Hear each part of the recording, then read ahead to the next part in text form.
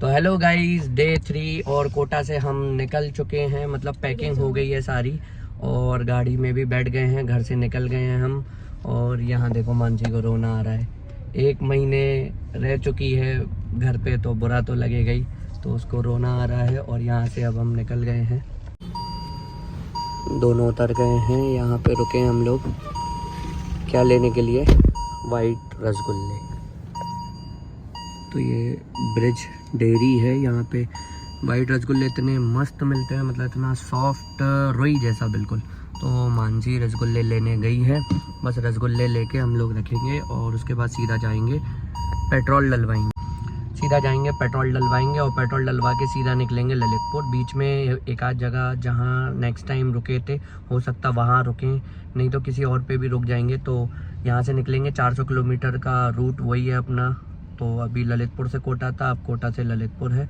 तो यहाँ से वापस निकलेंगे ललितपुर के लिए। अब मानसी थोड़ी सी अपसेट हो गई है क्योंकि 1 महीने अपने घर पे रही है, तो वापस आते हैं तो बुरा तो लगता ही है। तो अब बस यहाँ से हम लोग सीधा निकलेंगे, सीट बेल्ट लगाएंगे, पेट्रोल डलवाएंगे और निकलेंगे ललितपुर। तो हम आ गए यहाँ पेट्रोल पंप पे और यहाँ पेट्रोल कराते हैं। और यहाँ पे रेट चल रहा है राजस्थान में 104 रुपये 42, 104 रुपये 42 पैसे का पेट्रोल यहाँ पे पर लीटर है। अपने यूपी से ज़्यादा है यहाँ पे। 3100 रुपये का हम लोगों ने पेट्रोल भराया है और 104 रुपये 42 पैसे पर लीटर पे तेल है यहाँ।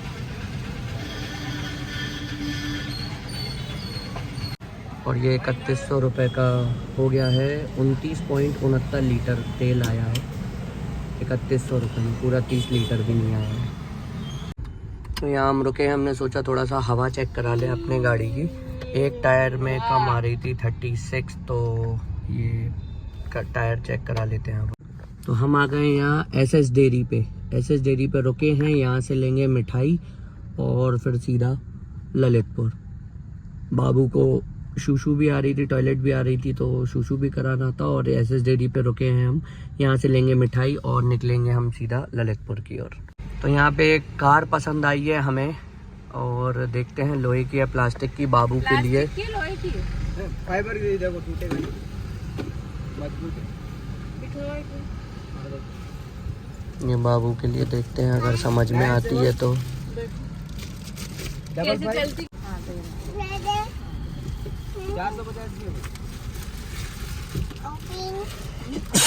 Sorry sorry.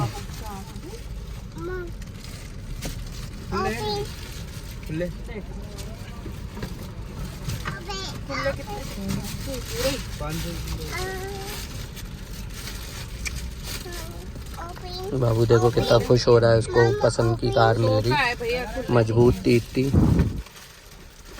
50 दे दूं खुले? नहीं, 250 आपके पास है ही नहीं? ऑनलाइन ले लो। ऑनलाइन अच्छी है। तो ये कार हमने ले ली बाबू के लिए 450 रुपये। हाँ बेटा बोलो अच्छी है, बता दो जल्दी। अच्छी है। पापा को बोलो अच्छी। Thank you welcome.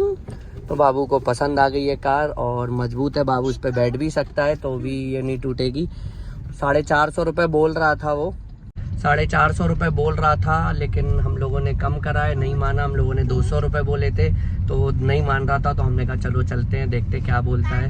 हमने कहा मन में था कि 200-250 रुपये तक मिलेगी तो ले लेंगे हम, है ना, क्योंकि इससे ज़्यादा वर्थ लग भी नहीं रहा था उसका। तो हम लोगों ने 200 रुपये बोला उसको और थोड़ा सा आगे निकले तो उसने रोक के 250 रुपये बोल दिया खुद। तो 250 रुपये में हम लोगों को मिल गई। ठीक है। बाकी छोटे मोटे ऐसे खिलौने आते रहते हैं, टूट जाते हैं बच्चे के, ये थोड़ी मजबूत है, थोड़े दिन कुछ चलेगा भी। और अब हम निकल गए हैं ललितपुर के लिए। और ये बूंदी रोड ही है ना, ये 12 वाले रोड पे, मतलब बोरखेड़ा साइड पे आ गए हैं। बस यहाँ से अब हाईवे लगने वाला है, हम निकलेंगे ललितपुर के लिए। अभी बच्चा साथ में है तो गाड़ी तेज़ भी नहीं भगाना है और वैसे भी ज़्यादा स्पीड में मैं वैसे भी नहीं चलाता हूँ। 100 के आसपास ठीक है, बढ़िया स्पीड है, लिमिट। शाम तक आराम से पहुँच जाएंगे। तो चलते हैं, अब हाईवे पहुँचते हैं हम जल्दी से। तो यहाँ पे पुलिस की चेकिंग चल रही थी, हो सकता पीछे दिख रहा हो आपको। तो यहाँ रास्ते में अभी चेकिंग चल रही थी और बहुत सारी गाड़ियाँ भी पकड़ रखी थी, हमारी गाड़ी भी रोकी गई थी। तो वो चीज़ मैं बना नहीं पाया ब्लॉग, क्योंकि हम लोग जा रहे थे, फिर एकदम से सामने आ गए थे, तो फिर एकदम से कैसे ब्लॉग बनाए। तो वो चीज़ थी कि हम लोगों ने ये सीट बेल्ट वगैरह पहले से ही पहन रखी थी, मानसी ने भी, मैंने भी।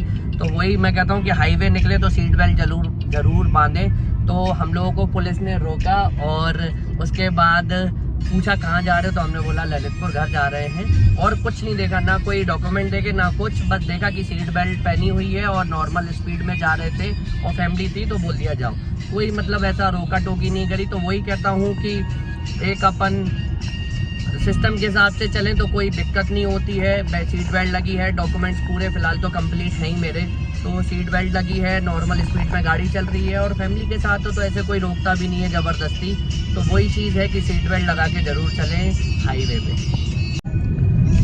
तो आते वक्त में मैंने देखा था एक बढ़िया सा रेस्टोरेंट था, और शायद हवेली करके था, हवेली रिसोर्ट या हवेली रेस्टोरेंट करके था। तो जब मैं आ रहा था कोटा के लिए तब मैंने देखा था कि वो था। अब यहाँ से जा रहा हूँ तो अभी तक मिला नहीं है मेरे को, और भूख भी लग रही है अब कि थोड़ा सा अब रुक लिया जाए, खा लिया जाए कुछ, लेकिन अभी तक वो दिखा नहीं है। तो वही देख रहा हूँ कि आते वक्त तो मेरे को दिखा था और जाते वक्त अभी तक तो मिला नहीं है। चल रहे हैं, रास्ते में होगा, चला कहाँ जाएगा वो।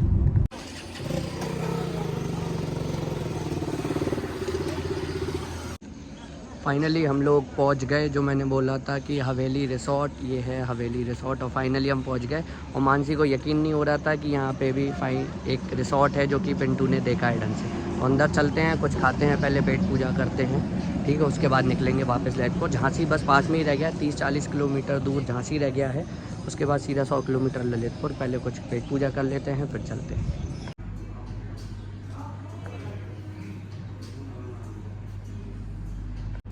तो हम लोग रुके हैं अभी हवेली रिसोर्ट में, और यहाँ पे मतलब मीन्स वेदर अच्छा है, एम्बियंट भी बहुत अच्छा है, आप यहाँ रुक सकते हैं आराम से रिफ़्रेशमेंट के लिए, खाने पीने के लिए।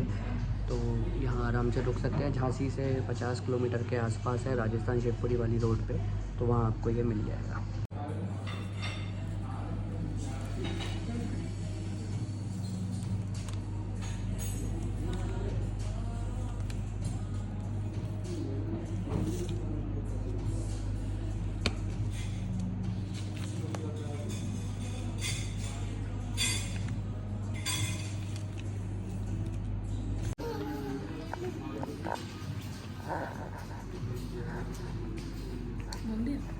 तो हम लोगों ने ऑर्डर की थी 2 चाय, तो चाय आ गई है और चाय का टेस्ट भी बहुत अच्छा है। चाय का टेस्ट भी बहुत अच्छा है, तो पहले चाय से स्टार्ट करते हैं। और चाय के साथ साथ हम लोगों ने पास्ता और मैगी का भी ऑर्डर किया था, तो मैगी आ चुकी है, सर्विंग भी अच्छी है, टेस्ट अच्छा है, टेस्ट भी अच्छा है। मानसी बता रही है अभी तक तो मैंने ट्राई नहीं किया है, और हमारा बाबू भी मैगी खाता हुआ। साथ ही में हमने एक वाइट सॉस पास्ता भी ऑर्डर किया था, चीज़ वाइट सॉस पास्ता। हम लोग निकल गए हैं हवेली रिसोर्ट से, और मानसी क्या बोल रही थी कि सपने में देखा होगा हवेली रिसोर्ट, यहाँ आसपास कहीं नहीं है ऐसा। तो उसको लग रहा था कि शायद मैंने सपने में देख लिया होगा, लेकिन आखिर मिल गया। बात खाली नहीं गई मेरी, सपना नहीं था, ये हकीकत थी, मैंने देखा था, तो इसलिए मेरे को ध्यान था। तो हम लोगों ने वहाँ पे पास्ता खाया, मैगी खाई, चाय पी, और उसके बाद अब हम लोग वापस से ललितपुर के लिए निकल चुके हैं। अब डायरेक्ट सीधा रुकेंगे ललितपुर, अब बीच में कहीं नहीं रुकना है, सीधा रुकेंगे ललितपुर और घर जाएंगे। घर जाके थोड़ा सा बैठेंगे, चाय वाय पियेंगे, और मैं निकल जाऊँगा शॉप, थोड़ा सा काम हिसाब किताब देख के। तो चलते हैं, अब देखते हैं कितना और टाइम लगेगा हमें ललितपुर पहुंचने में। यहाँ दोनों की मस्ती चलती हुई।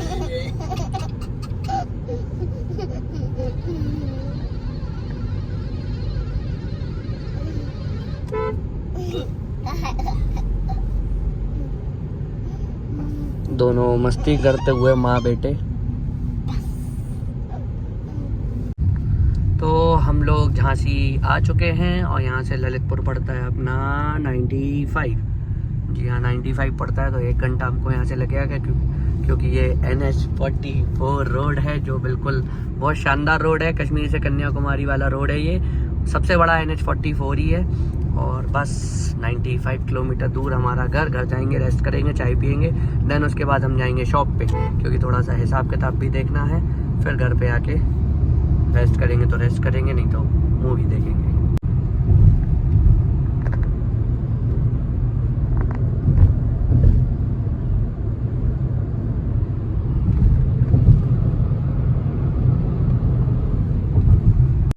तो गाइस हम लोग ललितपुर पहुंच गए हैं और अब थोड़ी थकान हो गई है ललितपुर पहुंचते, क्योंकि बहुत लंबा रूट हो गया है। जाते टाइम में इतना नहीं पता पड़ा था, अकेले थे, अभी फैमिली के साथ है तो आराम से ही चला के आनी पड़ती है गाड़ी। तो इसलिए अब ललितपुर पहुंच गए हैं और बस घर जाते हैं, रेस्ट करते हैं, थोड़ा चाय वाय पीते हैं, सामान वगैरह उतारते हैं, चलते हैं घर, रेस्ट करते हैं थोड़ा।